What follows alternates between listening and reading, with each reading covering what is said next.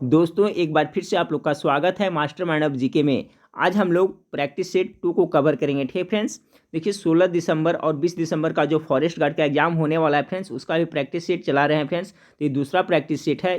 इसके पहले practice set एक अपलोड कर दिए हैं, नहीं देखे हैं फ्रेंड्स तो प्लेलिस्ट में जा करके आप उसे देख सकते हैं। देखिए इसी टाइप से आपको प्रश्न वहाँ पूछा जाएगा फ्रेंड्स, हूबहू यही पैटर्न रहेगा आपके लिए। प्रैक्टिस सेट काफ़ी इंपॉर्टेंट है, इसलिए पूरा आप लोग जरूर देखिएगा। चैनल को अभी तक सब्सक्राइब नहीं किया है फ्रेंड्स तो चैनल को सब्सक्राइब कर बेल आइकन को दबा दें ताकि महत्वपूर्ण वीडियो का नोटिफिकेशन मिलता रहे। चलिए फ्रेंड्स, तो भाग एक देखते हैं फ्रेंड्स। इसी तरह से आपको एग्जाम में पूछा जाएगा प्रश्न। भाग एक का पहला प्रश्न देख ले फ्रेंड्स कि आर्यों को एक जाति कहने वाला पहला यूरोपियन कौन था।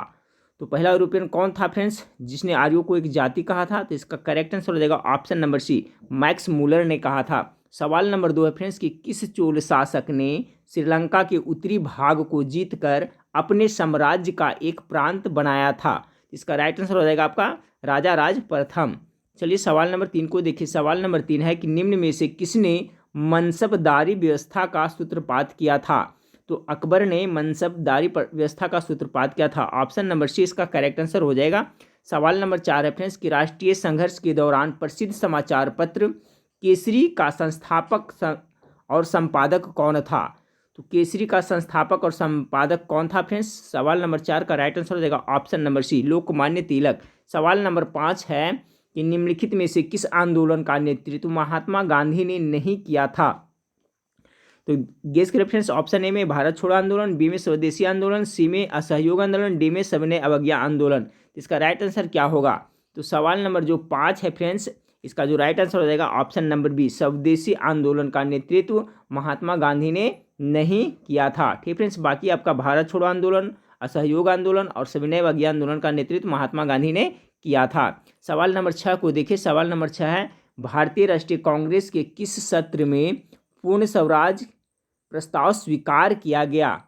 तो कौन सा सत्र में स्वीकार किया गया था फ्रेंड्स। तो सवाल नंबर 6 का जो राइट आंसर हो जाएगा ऑप्शन नंबर सी, 1929 में लाहौर सत्र में। ठीक है फ्रेंड्स, 1929 में कांग्रेस का लाहौर अधिवेशन हुआ था, उसी में किया गया था। सवाल नंबर 7 फ्रेंड्स, सवाल नंबर 7 को देखें कि निम्नलिखित में से किस लड़ाई में नेपोलियन फ्रांस की अंतिम हार हुई थी। ठीक है फ्रेंड्स, तो इसका जो राइट आंसर हो जाएगा फ्रेंड्स आपका इस ऑप्शन के हिसाब से आपका ऑप्शन नंबर ए, ट्रैफलगर की लड़ाई में। लेकिन फ्रेंड्स देखिए इसमें कन्फ्यूजन है क्योंकि ट्रैफलगर की जो लड़ाई हुई थी आपको 1805 ईस्वी में हुई थी। ठीक फ्रेंड्स, लेकिन यह नेपोलियन की अंतिम हार नहीं थी। जबकि नेपोलियन की अंतिम हार किस युद्ध में हुई थी फ्रेंड्स। तो वाटरलू की जो प्रसिद्ध लड़ाई हुई थी कब, 1815 ईस्वी में। इसमें नेपोलियन की अंतिम बार हार हुई थी। ठीक फ्रेंड्स, लेकिन ऑप्शन के हिसाब से आपको वाटरलू इसमें नहीं दिया हुआ है, इसलिए आपका यही आंसर हो जाएगा। चलिए सवाल नंबर 8 को देखें। सवाल नंबर 8 है कौन सा अभ्यारण्य विश्व धरोहर घोषित किया गया है। 8 का जो राइट आंसर हो जाएगा फ्रेंड्स ऑप्शन नंबर सी। ठीक है, यानी कि केवलादेव अभ्यारण्य को विश्व धरोहर घोषित किया गया है। सवाल नंबर 9 को देखिए फ्रेंड्स। सवाल नंबर 9 है कि भारत में सर्वाधिक सिंचाई होती है। बहुत इंपॉर्टेंट सवाल है फ्रेंड्स। तो भारत में सबसे ज़्यादा सिंचाई होती है, किससे होती है फ्रेंड्स, गेस करें। तो सवाल नंबर 9 का जो राइट आंसर होगा फ्रेंड्स ऑप्शन नंबर ए, कुएं एवं नलकूप से। भारत में सर्वाधिक सिंचाई किससे होती है, तो कुएं एवं नलकूप से होती है। सवाल नंबर 10 को देखिए। महाराष्ट्र का पठार किसे कहते हैं। 10 का जो राइट आंसर होगा ऑप्शन नंबर ए। ठीक है फ्रेंड्स, यानी आपका लावा पठार। महाराष्ट्र का पठार किसे कहते हैं, तो लावा पठार को महाराष्ट्र का पठार कहा जाता है। ठीक है, चलिए सवाल नंबर 11 को देखते हैं। सवाल नंबर 11, निम्न में कौन सा एशियन हाईवे प्रोजेक्ट में शामिल है। तो एशियन हाईवे प्रोजेक्ट में कौन सा देश शामिल है। तो 11 का जो राइट आंसर हो जाएगा फ्रेंड्स आपका ऑप्शन नंबर डी, इनमें से सभी है जो आपका एशियन हाईवे प्रोजेक्ट में शामिल है, भारत, पाकिस्तान और चीन सभी। सवाल नंबर 12 को देखें। सवाल नंबर 12 आपका है कि निम्न में से कौन सा शहर नील नदी के किनारे बसा हुआ है। तो आपका खार्तूम शहर है जो फ्रेंड्स, जो नील नदी के किनारे बसा हुआ। ऑप्शन नंबर 20 का करेक्ट आंसर हो जाएगा। सवाल नंबर 13 देखिए फ्रेंड्स कि भारत में पंचायती राज प्रणाली संविधान के किस अनुच्छेद के निर्देश के अंतर्गत शुरू की गई थी। 13 का जो राइट आंसर होगा ऑप्शन नंबर बी, अनुच्छेद कितना, 40 के तहत। सवाल नंबर 14 को देखें कि फासिज्म का विश्वास इस सिद्धांत को लागू करने में है, किसमें है। तो 14 का जो राइट आंसर होगा फ्रेंड्स ऑप्शन नंबर ए, तानाशाही। चलिए सवाल नंबर 15 को देखें। भारत के संविधान में संघीय शब्द का प्रयोग कहाँ पर हुआ है? तो सवाल नंबर जो 15 है इसका जो राइट आंसर हो जाएगा फ्रेंड्स, संविधान में कहीं नहीं, यानी ऑप्शन नंबर डी इसका बिल्कुल राइट आंसर हो जाएगा। भारत के संविधान में संघीय शब्द है का प्रयोग कहाँ हुआ है फ्रेंड्स? तो संविधान में कहीं भी संघीय शब्द का प्रयोग नहीं हुआ है, संघ का हुआ है फ्रेंड्स, ठीक है, संघ शब्द का प्रयोग हुआ है, जबकि संघीय शब्द का प्रयोग नहीं हुआ है। क्योंकि फ्रेंड्स भारत के संविधान के अनुच्छेद 1 में कहा गया है कि भारतीय संविधान जो क्या है फ्रेंड्स, भारत जो क्या है, राज्यों का संघ है, तो अनुच्छेद 1 में कहा गया है, ठीक है फ्रेंड्स। लेकिन संघीय शब्द का वर्णन है जो कहीं पे नहीं किया गया, तो ऑप्शन नंबर डी इसका है जो करेक्ट आंसर हो जाएगा। सवाल नंबर 16 को देखिए। सवाल नंबर 16 है, भारत के राष्ट्रपति के पास आपात अधिकार है। तो कितने प्रकार के आपात अधिकार है फ्रेंड्स?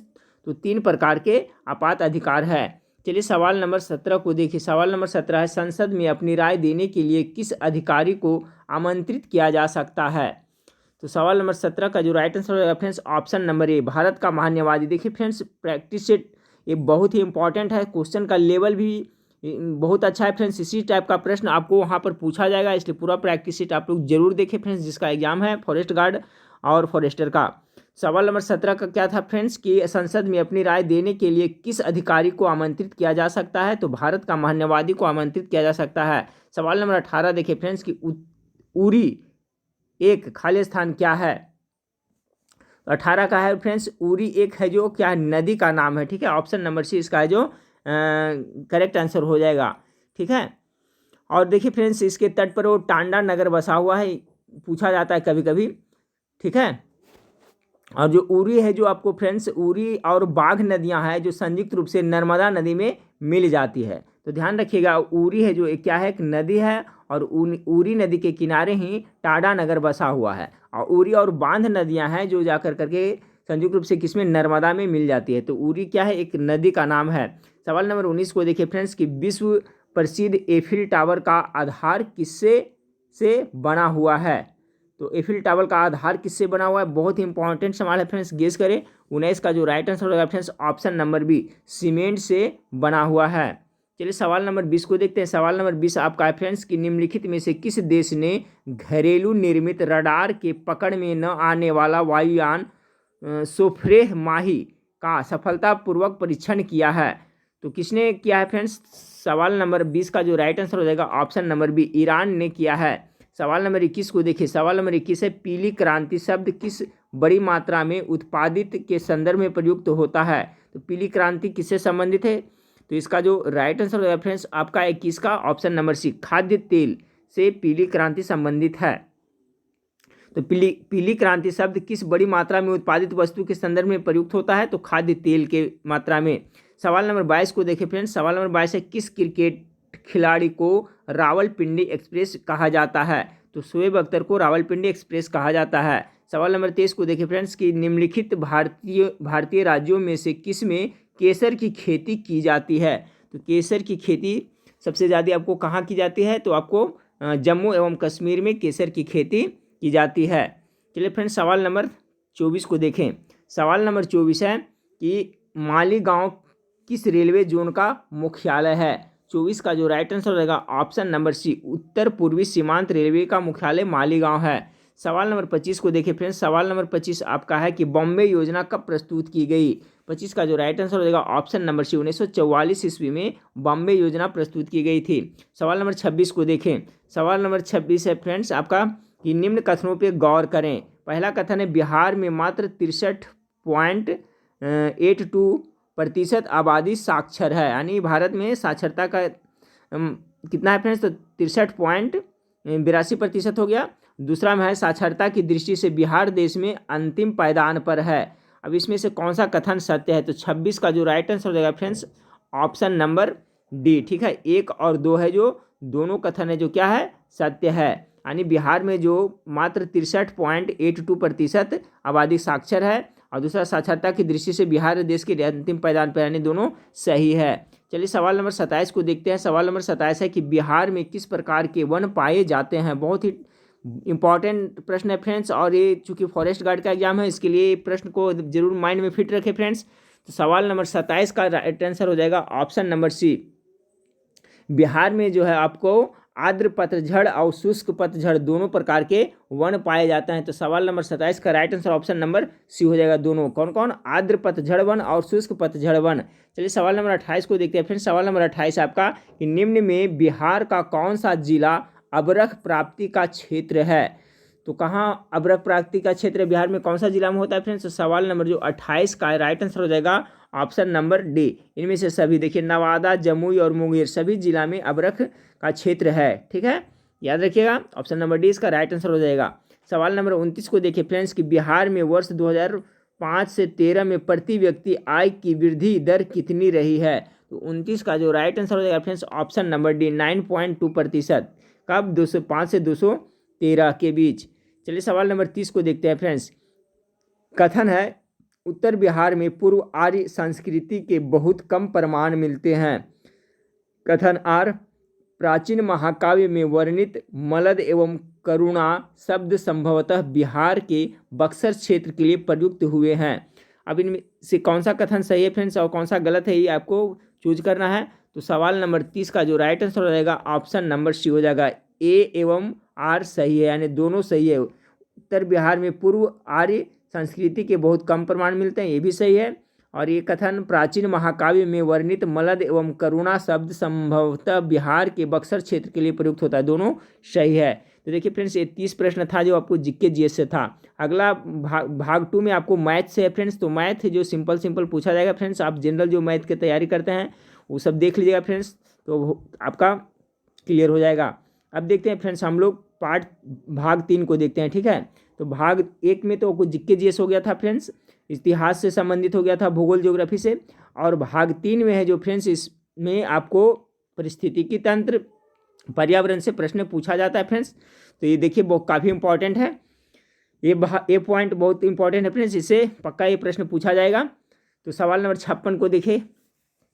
सवाल नंबर 56 आपके सामने फ्रेंड्स देखिए क्या है आपका है कि जैव विविधता हॉट स्पॉट के रूप में घोषित होने के लक्षण क्या है? ध्यानपूर्वक देखिएगा, बहुत ही इंपॉर्टेंट पॉइंट है फ्रेंड्स। तो सवाल नंबर जो 56 है फ्रेंड्स इसका राइट आंसर हो जाएगा आपका ऑप्शन नंबर ए। ठीक है, यानी केवल एक।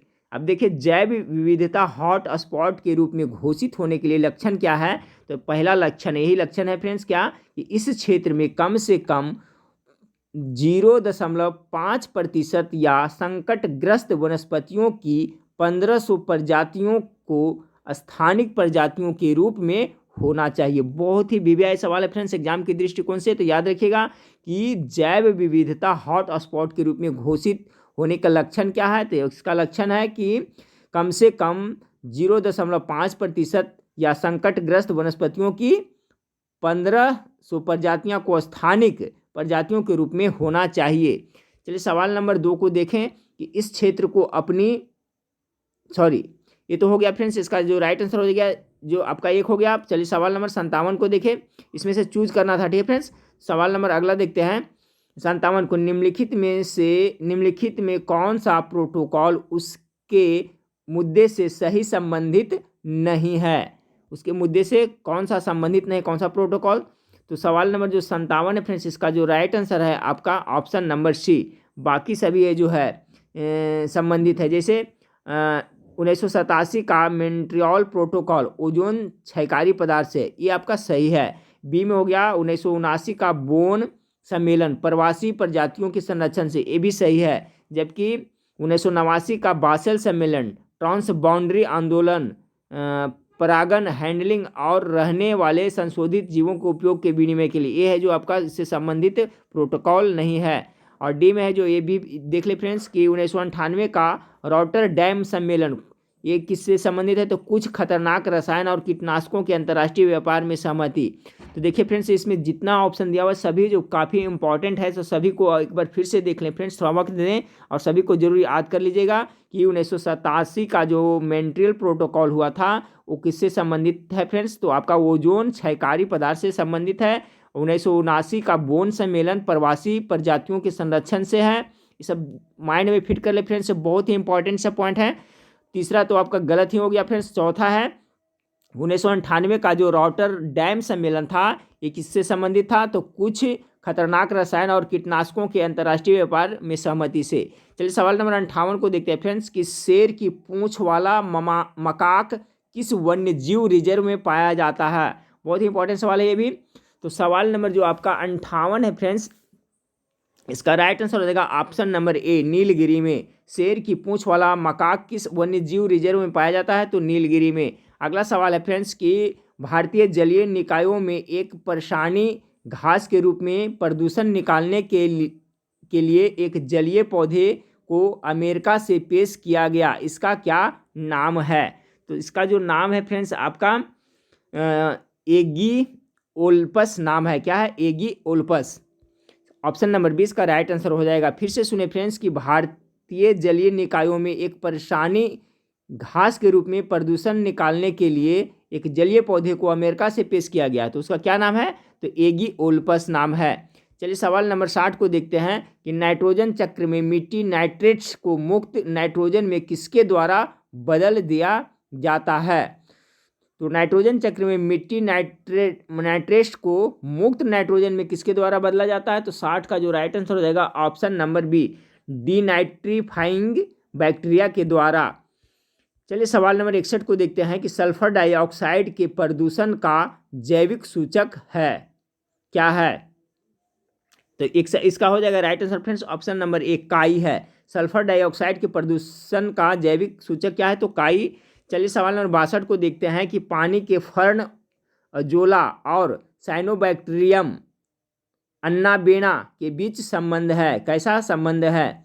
तो 62 का जो राइट आंसर होगा फ्रेंड्स आपको सहजीवी है। ऑप्शन नंबर एक करेक्ट आंसर हो जाएगा कि पानी के जो फर्न ओजोला और जो साइनोबैक्टीरियम है अन्नाबेना, इसके बीच में कैसा संबंध है? तो सहजीवी प्रकार का संबंध है।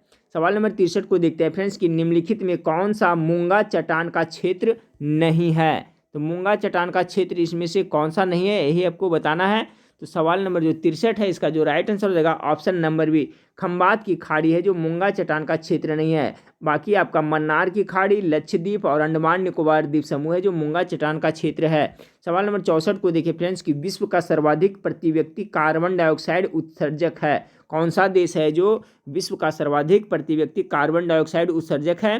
तो सवाल नंबर 64 का राइट आंसर हो जाएगा आपका ऑप्शन नंबर ए, ठीक है फ्रेंड्स, कतर। चलिए सवाल नंबर 65 को देखते हैं। सवाल नंबर 65 है कि निम्नलिखित में कौन सी ग्रीन हाउस गैस नहीं है? ये देखिए बहुत ही ज़्यादा इंपॉर्टेंट सवाल है फ्रेंड्स, गेस करें।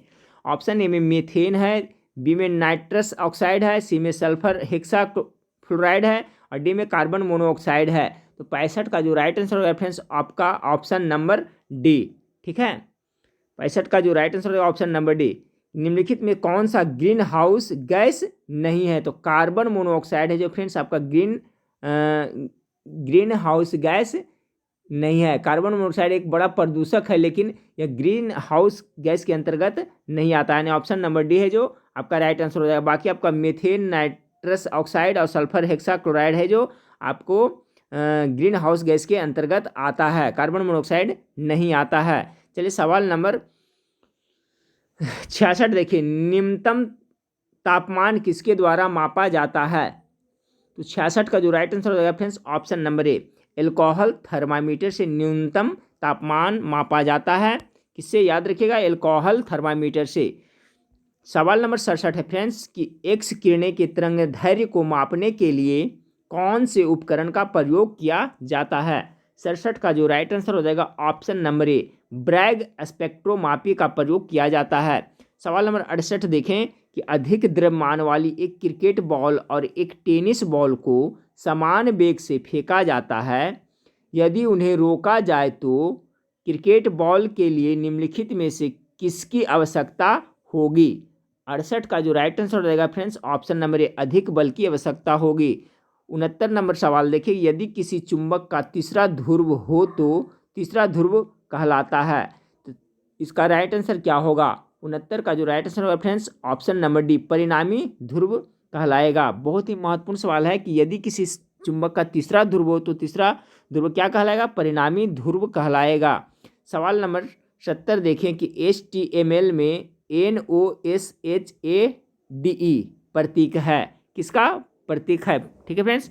तो 70 का जो राइट आंसर हो जाएगा ऑप्शन नंबर सी, उदाहरण को लाल रंग में प्रदर्शित करता है, ठीक है। HTML में आपको NOSHADE किसका प्रतीक है, तो उदाहरण को लाल रंग में प्रदर्शित करता है। सवाल नंबर 71 है फ्रेंड्स कि विखंडन की प्रक्रिया उत्तरदायी होती है। तो 71 का जो राइट आंसर हो जाएगा option number C, atom bomb में ऊर्जा मुक्त करने के लिए, ठीक है फ्रेंड्स। जो एटम बम है जो नाभिकीय विखंडन के सिद्धांत पे कार्य करता है, ये भी याद रखिएगा। जबकि आपका हाइड्रोजन बम है वो नाभिकीय संलयन के सिद्धांत पे काम करता है, ये भी याद रखिएगा। तो सवाल था विखंडन की प्रक्रिया उत्तरदायी होती है तो एटम बम में ऊर्जा मुक्त करने के लिए। सवाल नंबर 72 को देखिए फ्रेंड्स। सवाल नंबर 72 है आपका कि एक आदर्श गैस की तुलना में अति उच्च दाब पर एक वास्तविक गैस घेरती है, क्या घेरती है, समान आयतन घेरती है, कम आयतन घेरती है, अधिक आयतन घेरती है, इनमें से कोई नहीं। बहुत ही महत्वपूर्ण सवाल है फ्रेंड्स 72 का कि एक आदर्श गैस की तुलना में अति उच्च दाब पर एक वास्तविक गैस घेरती है। तो 72 का जो राइट आंसर है फ्रेंड्स ऑप्शन नंबर बी, कम आयतन घेरती है। चलिए सवाल नंबर 73 को देखें। सवाल नंबर 73 आपका है फ्रेंड्स कि निम्नलिखित में से किस धातु का तार सरलता से खींचा जा सकता है। तो गेस करें। ऑप्शन ए में टीन, बी में तांबा, सी में लेड और डी में जस्ता है। तो राइट आंसर क्या होगा, इसका right answer option number B हो जाएगा तांबा, ठीक है। अगला सवाल है फ्रेंड्स कि एथिल अल्कोहल का समावयवी है। तो सवाल नंबर 74 का जो राइट आंसर होगा फ्रेंड्स ऑप्शन नंबर डी हो जाएगा, डाइमेथिल ईथर। अगला सवाल है 75 देखें कि नीले लिटमस वाले पानी से अगर CO2 यानी कार्बन डाइऑक्साइड होकर गुजारी जाए तो परिणामी घोल का रंग क्या होगा। 75 का राइट आंसर होगा फ्रेंड्स ऑप्शन नंबर ए, कैसा होगा, लाल होगा। नीले लिटमस वाले पानी से अगर CO2 होकर गुजारी जाए तो परिणामी घोल का रंग क्या होगा, तो लाल होगा, ठीक है फ्रेंड्स। चलिए सवाल नंबर 76 को देखें। सवाल नंबर 76 आपका है कि जीन परिवर्तन किसमें होता है। सवाल नंबर 76 का जो राइट आंसर होगा friends option number A, DNA में जीन परिवर्तन होता है। सवाल नंबर 77 देखें कि निम्नलिखित में से कौन सी बीमारी टीकाकरण द्वारा नियंत्रित नहीं की जा सकती है। 77 का जो राइट आंसर हो जाएगा ऑप्शन नंबर सी, डायबिटीज़, ठीक है फ्रेंड्स। डायबिटीज़ है जो आपको टीकाकरण के द्वारा नियंत्रित नहीं किया जा सकता है, जबकि आपका हुपिंग कफ और स्मॉल पॉक्स और पोलियो ये सभी है जो टीकाकरण के द्वारा नियंत्रित की जा सकती है। डायबिटीज़ जो चिनिया बीमारी वो टीकाकरण से नियंत्रित नहीं हो सकती है। सवाल नंबर 78 को देखिए फ्रेंड्स कि आइरिस का क्या काम होता है। तो देखिए क्या काम होता है 78 का गेस करें फ्रेंड्स। तो देखिए आइरिस का काम क्या होता है कि आँख में जाने वाले प्रकाश की मात्रा को नियंत्रित करता है। बहुत ही इंपॉर्टेंट सवाल है फ्रेंड्स, जरूर याद रखिएगा कि हमारी आँख में जो प्रकाश प्रवेश करता है जाता है फ्रेंड्स, तो उसको नियंत्रित कौन करता है, कौन नियंत्रित करता है, तो आइरिस है जो आप उसका नियंत्रण करता है। हाँ फ्रेंड्स, तो सवाल नंबर 79 को देखें कि असत्य फल यानी फॉल्स फल उत्पन्न होता है। तो इसका जो राइट आंसर होगा फ्रेंड्स ऑप्शन नंबर डी, इनमें से कोई नहीं, क्योंकि फ्रेंड्स जो असत्य फल का निर्माण होता है वो पुष्पासन से होता है। इसमें आपका ऑप्शन में नहीं दिया हुआ है, ऑप्शन नंबर डी इसका करेक्ट आंसर हो जाएगा। सवाल नंबर 80 को देखें। सवाल नंबर 80 है कि मूल फसल का उदाहरण है। तो मूल फसल का उदाहरण कौन है, तो 80 का जो राइट आंसर है फ्रेंड्स आपका ऑप्शन नंबर बी, गाजर। गाजर है जो एक प्रकार से क्या है फ्रेंड्स, मूल है, मूल अर्थात यानी जड़ है। तो यही पूछा जा रहा है कि मूल फसल का उदाहरण क्या है, तो गाजर है। जबकि हल्दी अदरक ये सब क्या है, तना के अंतर्गत आता है, ठीक है फ्रेंड्स। तो देखिए फ्रेंड्स हम लोग देख लिया, भाग 4 को देखेंगे। भाग 4 में आपको हिंदी से प्रश्न है फ्रेंड्स, तो अब देखते हैं हिंदी से। तो देखिए सवाल क्या है फ्रेंड्स कि वाक्य को समाप्त करने के लिए जिसका प्रयोग किया जाता है उसे कहते हैं। देखिए इसी टाइप से आपको हिंदी वहाँ पूछा जाएगा फ्रेंड्स, क्या कहते हैं। 81 नंबर सवाल का जो राइट आंसर रहेगा फ्रेंड्स, गेस करें।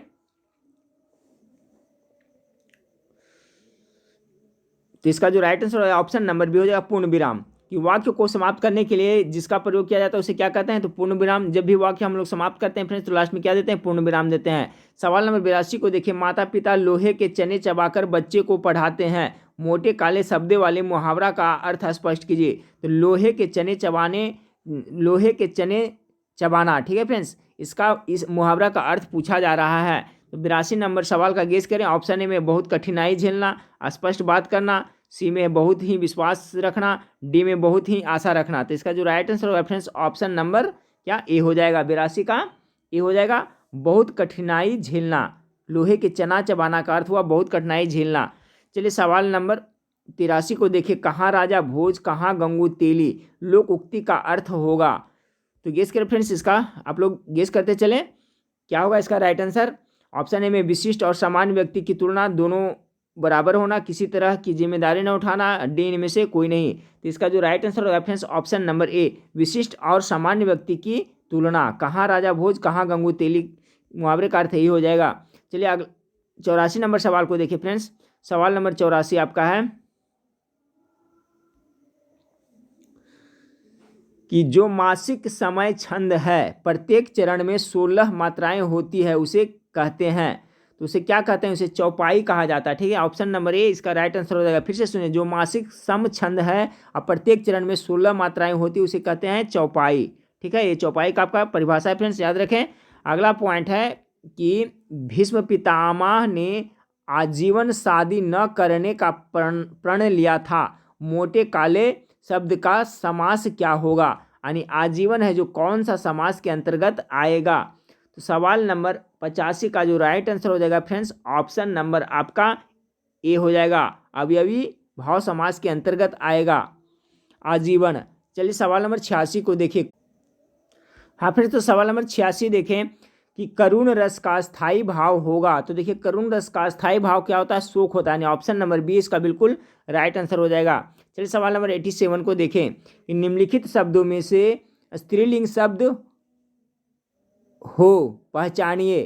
ठीक है, इसमें से आपको स्त्रीलिंग शब्द को पहचानने के लिए कहा जा रहा है फ्रेंड्स, तो क्या होगा। तो देखिए संसार आपका पुल्लिंग शब्द है, गौरव ये भी पुल्लिंग शब्द है, समुदाय ये भी पुल्लिंग शब्द है। ऑप्शन नंबर डी अश्विनी है जो स्त्रीलिंग शब्द है। ठीक है फ्रेंड्स, ऑप्शन नंबर डी इसका राइट आंसर हो जाएगा। सवाल नंबर 88 को देखें कि निम्नलिखित में से कौन सा जोड़ा सही नहीं है। तो बेटी का प्लूरल क्या होता है फ्रेंड्स, बहुवचन बेटियां, डिब्बी का डिबाएं, या श्रोता के श्रोतागण, या वधु के वधुएं।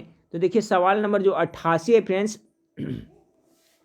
इसका है जो ऑप्शन नंबर बी है जो करेक्ट आंसर हो जाएगा, डिबिया का डिबिए, ये है जो गलत है। ठीक है फ्रेंड्स, इसका सही जोड़ा होगा क्या, डिब्बा होना चाहिए। ठीक है फ्रेंड्स, यहाँ पर क्या होना चाहिए, डिब्बा का होगा डिबिया। तो बेटी का बेटियां हो जाएगा, श्रोता का श्रोतागण, वधु का वधुएं हो जाएगा। यहाँ पर डिबिया एक गलत है। ठीक है फ्रेंड्स, यहाँ पर क्या होना चाहिए, तो यहाँ पर डिब्बा होना चाहिए। ठीक है, डिब्बा इस तरह से, तो डिब्बा का हो जाएगा डिबिए डिबिया। ठीक है फ्रेंड्स, तो ऑप्शन नंबर बी है जो गलत हो जाएगा। प्रश्न यही पूछा जा रहा है निम्न में से कौन सा जोड़ा सही नहीं है, तो ऑप्शन नंबर बी है जो सही नहीं है। सवाल नंबर 89 को देखें कि निम्नलिखित वाक्यों में से पूर्ण वर्तमान काल को स्पष्ट कीजिए। पूर्ण वर्तमान काल को स्पष्ट करने के लिए कहा जा रहा है। तो 89 का जो राइट आंसर होगा फ्रेंड्स ऑप्शन नंबर ए, अब हमारे पढ़ने का समय हो गया है। ये आपका पूर्ण वर्तमान काल के अंतर्गत आता है। ठीक है फ्रेंड्स, अब हमारे पढ़ने का समय हो गया है। सवाल नंबर 90 को देखिए फ्रेंड्स कि सुरेश गीत गा रहा था, वाक्य में काल है, गा रहा था तो कौन सा काल है फ्रेंड्स, अपूर्ण भूत है, पूर्ण भूत है, सामान्य भूत है, आसन भूत है। तो सुरेश गीत गा रहा था, इसका जो हो जाएगा फ्रेंड्स अपूर्ण भूत होगा। ठीक है फ्रेंड्स, ऑप्शन नंबर ए इसका करेक्ट आंसर हो जाएगा, क्योंकि गा रहा था पूर्ण मतलब समाप्त नहीं किया था, गा रहा था। चलिए सवाल नंबर 21 को देखें कि पक्षी दाना चुग रहा है, मोटे काले शब्द का पर्यायवाची शब्द नहीं, यानी पक्षी का आपका पर्यायवाची शब्द पूछा जा रहा है, तो कौन है फ्रेंड्स, इसका राइट आंसर क्या होगा। तो अंडज मतलब क्या होता है फ्रेंड्स, आपका पक्षी होता है, नवचर मतलब भी पक्षी होता है, खग मतलब भी पक्षी होता है, पंकज मतलब पक्षी नहीं होता है, यानी ऑप्शन नंबर ए इसका है जो राइट आंसर हो जाएगा। ठीक है, पंकज मतलब क्या होता है, कमल होता है। तो 91 का राइट ऑप्शन नंबर ए बिल्कुल करेक्ट आंसर हो जाएगा, क्योंकि पक्षी का पंकज पर्यायवाची शब्द नहीं है। सवाल नंबर 92 को देखें फ्रेंड्स कि हमें अनाथ बच्चों की मदद करनी चाहिए, मोटे काले शब्दों का विलोम शब्द बताना है आपको। ठीक है, अनाथ का विलोम शब्द क्या होगा, तो 92 का जो राइट आंसर हो जाएगा फ्रेंड्स ऑप्शन नंबर ए, यानी सनाथ। चलिए सवाल नंबर 93 को देखें कि निम्नलिखित शब्दों में से कौन सा शब्द अनेकार्थी नहीं है। तो अनेकार्थी शब्द कौन नहीं है, तो 93 नंबर सवाल का right answer option number D हो जाएगा, हत्या। ठीक है फ्रेंड्स, ठीक है। जबकि कनक का अर्थ निकलता है फिर सोना होता है, अनंत मतलब जिसका कोई अंत नहीं है, महावीर यानी बजरंग इनका भी अर्थ निकलता है फ्रेंड्स, लेकिन हत्या का है जो नहीं होता है। ठीक है, सवाल नंबर 94 को देखें, जिनका संबंध अध्यात्म से है के लिए एक शब्द होगा, उसे क्या कहेंगे फ्रेंड्स, जिसका संबंध अध्यात्म से उसे हम लोग क्या कहते हैं, तो 94 का राइट आंसर हो जाएगा आध्यात्मिक, ऑप्शन नंबर ए। चलिए सवाल नंबर 95 को देखें कि कौन सा जोड़ा समरूपी भिन्नार्थक है। 95 का जो राइट आंसर होगा फ्रेंड्स ऑप्शन नंबर ए, अवधि अवधि, ये है जो आपका समरूपी भिन्नार्थक है। जबकि अनुचर मतलब नौकर, आदि मतलब अंत, अभिनय मतलब नाटक, ये सभी है जो फ्रेंड्स क्या है, सभी का जो सही सुमेलित है। अनुचर मतलब नौकर होता है, ठीक है, और आदि मतलब अंत होता है, अभिनय मतलब नाटक होता है। जबकि अवधि अवधि ये नहीं है। ठीक है फ्रेंड्स, ऑप्शन नंबर इसका राइट आंसर हो जाएगा। अब देखिए फ्रेंड्स आपका, हाँ फ्रेंड्स, तो देखिए अब आपको 96 से 100 तक देखते हैं फ्रेंड्स। तो इसमें देखिए एक गद्यांश आपको दिया रहेगा फ्रेंड्स, एक गद्यांश को पढ़ करके आपको 4 सवालों का जवाब देना होता है। तो देखिए फ्रेंड्स, गद्यांश पढ़ करके मैं सुना देता हूँ। गद्यांश से जो बहुत इंपॉर्टेंट है, इससे बहुत सारे इंपॉर्टेंट जानकारी आपको मिलने वाले फ्रेंड्स। रविन्द्रनाथ टैगोर के बारे में, जीवनी के बारे में लिखा हुआ है, तो इसे ध्यानपूर्वक सुनते चलिएगा। देखिए कि भारत का गौरव बढ़ाने वाले महानुभावों में रविन्द्रनाथ टैगोर का स्थान अग्रगण्य है। उनका जीवन सदैव प्रेरणादायी है। उनका जन्म 7 मई 1861 को कलकत्ता के एक बंगाली परिवार में हुआ था। कब हुआ था? 7 मई 1861 ईस्वी को कलकत्ता एक बंगाली परिवार में हुआ था। पूछा जाता है कभी कभी फ्रेंड्स कि रविन्द्रनाथ टैगोर के पिताजी का नाम क्या था, तो देखिए उनके पिता का नाम देवेंद्रनाथ और माता का नाम क्या था, शारदा देवी था। उनके पिता ब्रह्म समाज के नेता थे। ठीक है फ्रेंड्स, वे महान कवि, कहानीकार, गीतकार, चित्रकार, संगीतकार, नाटककार एवं सच्चे देशभक्त थे। उन्होंने 8 वर्ष की छोटी सी उम्र में कविता लिखी थी। काबुली वाला, मास्टर साहब, पोस्ट मास्टर जैसी अर्थस्पर्शी कहानियां हमें दी है। याद रखिए फ्रेंड्स, काबुली वाला, मास्टर साहब और पोस्ट मास्टर किसने लिखा है, तो रविन्द्रनाथ टैगोर ने लिखा है। जैसी कहानियां दी है। वर्ष 1878 में कानून की पढ़ाई के लिए लंदन गए थे, लेकिन साहित्य प्रेमी रविंद्रनाथ जी 1880 में बिना उपाधि यानी डिग्री लिए वापस आ गए थे। प्रकृति प्रेमी रविन्द्रनाथ जी ने शांति निकेतन की स्थापना की थी। याद रखिए फ्रेंड्स, शांति निकेतन की स्थापना किसने किया था, तो रविन्द्रनाथ टैगोर ने। 16 अक्टूबर 1905 को उनके नेतृत्व में कलकत्ता में रक्षाबंधन के उत्सव से बंग भंग आंदोलन आरंभ हुआ था। ये भी याद रखिएगा फ्रेंड्स। देखिए कि 16 अक्टूबर 1905 को उनके नेतृत्व में कलकत्ता में रक्षाबंधन के उत्सव से, उस दिन क्या था, रक्षाबंधन था, उत्सव से बंग भंग आंदोलन का आरंभ हुआ था। इसी आंदोलन से भारत में स्वदेशी आंदोलन का सूत्रपात हुआ।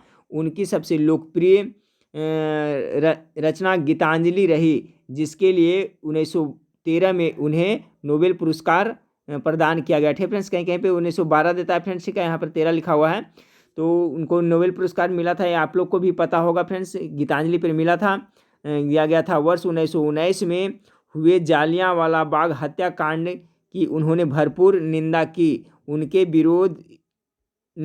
विरोध इतना तीव्र था कि उन्होंने नाइटहुड की उपाधि लौटा दी थी। ये भी पूछा जाता है फ्रेंड्स, प्रश्न याद रखिएगा कि जालियांवाला जो बाग हत्याकांड हुआ था उसी के विरोध में इन्होंने नाइटहुड की उपाधि लौटा दी थी। भारत का राष्ट्रगान जन गण मन एवं बांग्लादेश का राष्ट्रीय गीत अमार सोनार बांग्ला उनकी रचना है।